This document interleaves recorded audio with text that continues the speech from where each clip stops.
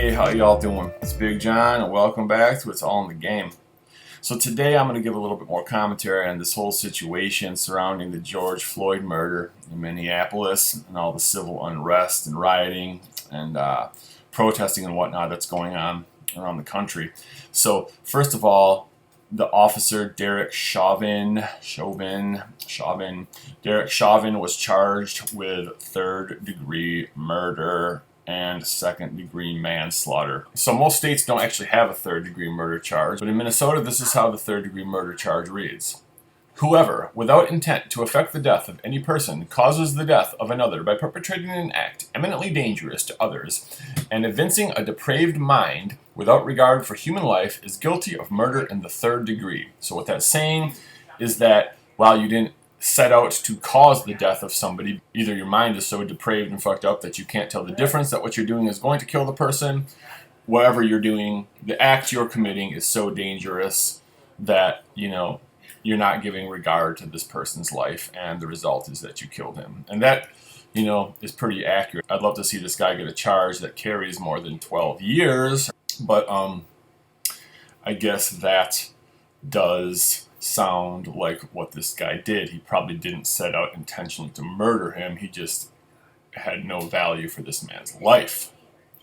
However, I'm hoping maybe they can find some more serious charges, some kind of civil rights charges or something like that. I have a feeling, and I hope that the federal government picks this shit up. It seems like, if not because it's the right thing, it seems like the feds will come in situations like this because there's pressure to do so, and there's so many people screaming for this guy's head, rightfully so.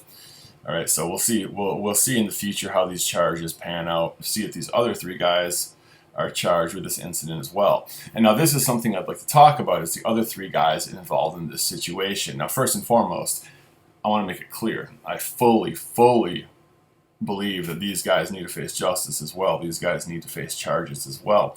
But I said this in the first video I made about this whole incident. I have no doubt, I would literally bet my life. I would bet my physical existence, I would bet my life that if you put any other cop, especially any other city cop, any other cop in the nation in those three guys' shoes, they wouldn't have done anything different. I was talking to my mom's today. My mom was saying, there's got to be some good cops out there, right? And I'm not saying that out there in cities and towns across America that there aren't police who, when you get them out of their uniform and they're at home watching a football game, they might be decent people that aren't horrible racist, horrible, hateful individuals. Maybe some of them have the exact same beliefs. Maybe they go to the same churches as you. Maybe they go to the same social clubs, have the same belief structure. I'm not saying that there aren't other individuals out there in law enforcement that outside of that arena, outside of that job, maybe aren't decent people, but they signed up for something that is inherently fucked up. And if they didn't know that when they first got involved, they should have realized that within like a few days, a couple weeks at the academy. Look, cops are trained, it is fucking instilled in their brains to back their brother's play. That is what police do. I have seen it so many times. Never, ever, ever. You will never see a cop who is going to contradict one of their brother cop stories in front of civilians. That will never, ever happen. Cops are trained to back their brother cop's play. So while I absolutely 100% believe in my heart that these other three cops need to be charged with this as well, I'm going to tell you right now, barring any kind of like serious disciplinary shit on their record 2 weeks ago, you could have very well looked at any of those other three cops and said those, and pointed at them as examples of good cops. Because, who knows? Maybe they're nice people. Maybe they're decent people. Maybe they're not horrible racists. But cops, the way that they work, the way that they're trained, they back each other up. They back each other's play. And that is what they do. That's what they're trained to do. Maybe you don't believe me. Maybe you think I'm exaggerating it. Maybe you think I'm just jaded or cynical or biased. I'm telling you how it is. I've seen it. I've seen it 1,000 fucking times, and that is how the police act. All right, y'all. I'm telling you. Charge those three cops. What they did is fucked up. They should have stopped this man. They should have stopped this man from killing George Floyd. But I'm telling you right now, any cop in America would have been doing the exact same thing those other three boys did. All right, I'm telling you right now. And so right now, as Malcolm X said, we're seeing the chickens coming home to roost. All right, that's one of my favorite fucking quotes. I love it. Malcolm X said that, and that's what you're seeing right now. You're seeing the chickens coming home to roost. You're seeing cities burning, and you're seeing riots, and you're seeing protests, and that's what needs to happen. What I hope is that this is not in vain, because while I think this is exactly what's necessary and that's exactly what needs to happen, I am not going to say this is bullshit. I'm not going to say these people are acting out of line, because they're not. They are fed up. This is people that have seen too much. They've taken too much. They've been persecuted for too fucking long, and they're standing up for what has to happen. They're doing what has to happen right now. But what I really hope is that this is not in vain, because I can't ignore the fact that there are innocent business owners that are losing their businesses and losing their livelihood behind this shit. So I just hope that throughout this, after this process is over with and done with, I hope that maybe there's some significant change. What I don't hope is that nationwide, statewide, law enforcement starts putting some new rules and new directives and new policies on law enforcement. If you see one cop putting another person in danger, you're ordered to stop them, type of bullshit. I hope that there's something that happens.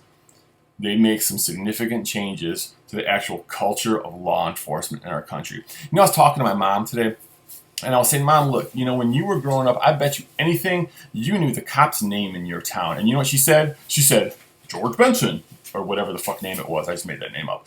But she just spit it off the cop's name. She knew the cop's name. And the town she grew up in, it wasn't huge, but it wasn't small. And she knew the cop's name, the cop's name. And that cop, law enforcement at that time, you know what their major concern was? Community. They were concerned with community policing, with building a community and keeping the community strong and keeping the community safe. And that is not what law enforcement is there for today, y'all. It is not what law enforcement is there for. I was telling her, you know, look, back when I was about 17, I had moved from one state over to Michigan. I grew up in Wisconsin. I moved over to Michigan. I was living with my grandparents. I'm 17 years old, and this is back in the early 90s, okay? And I used my grandparents' van. I was living with them. I took my grandpa's van out, and me and some friends were out drinking. I wasn't super wasted. I wasn't drunk as fuck, but I had a couple beers in me. And a cop seen me driving kind of erratically. I wasn't doing it in a place that was out on public roads or anything. I was in a parking lot. The cop seen me do it, and the cop pulled me over. The cop pulled me over, and he said, "What you out doing? You out horsing all your friends?" Woo woo. And he looked at the owner's name on the vehicle, and he said, "Oh, you're so and so's, grandson." He said, "Drive on home." Now, first of all, I want to acknowledge that that's something that happened as a result of privilege. I'm not going to try to downplay that aspect of it at all. I realized at the same time that was happening in urban areas all across the country, people of color were being beaten and killed. This is around the same time that Rodney King got his ass kicked in LA by LAPD. This was the very first time we saw this kind of shit on tape. We're getting more and more used to that now. I just want to make clear that I am completely aware that as a white person in a Midwestern town, I had the benefit that a lot of people of color would never ever have had at this point in their life. But the point I'm trying to make is about community policing. And this is something that I'm not sure has ever happened in America in a real honest capacity in the black community. But that night, when I got pulled over by that cop and he sent me home, that cop wasn't as concerned with the status quo as he was with community. All right, he wasn't concerned with just throwing me in jail over the status quo. And that's what policing should be. Policing should be about keeping a community safe. If somebody steals something from another person, if somebody violates another person, victimizes another person, that person should go to jail. That person should be arrested and prosecuted. When we're throwing people in jail for public intoxication and disorderly conduct and disturbing the peace and little bullshit like that, that's not what policing should be. Today's law enforcement, today's culture of law enforcement is fucked up. It's turned into a military type law enforcement, and it's exactly that kind of culture of law enforcement what led to George Floyd's death. And right now, the chickens are fucking coming home to roost, y'all. Okay? Y'all, give this shit some consideration. If you don't believe what I'm saying, do a little bit of research, all right? Don't just, say, oh, Big John's on some bullshit. Or if you believe what I'm saying, do some research anyway. Be informed, be educated, have learned opinions. All right? I love y'all. I appreciate you guys watching my video. Please click that like button. And even more so, please click that subscribe button. I'm trying to build this channel. I'm trying to get this message out to as many people as possible. So if you've watched it all the way to the end and you haven't already done so, please click that subscribe button. All right? Have you done it? One more chance. Click it. Click it. Thank you. All right? Y'all take care of yourselves. Give your loved ones a hug. Now, go out and burn a fucking building down. No, wait. Stop. Don't do that. That's not good advice at all. No, ignore that advice. All right? Give your loved ones a hug. Keep your people safe. Keep yourself safe. All right? Big John told you so. It's all in the game.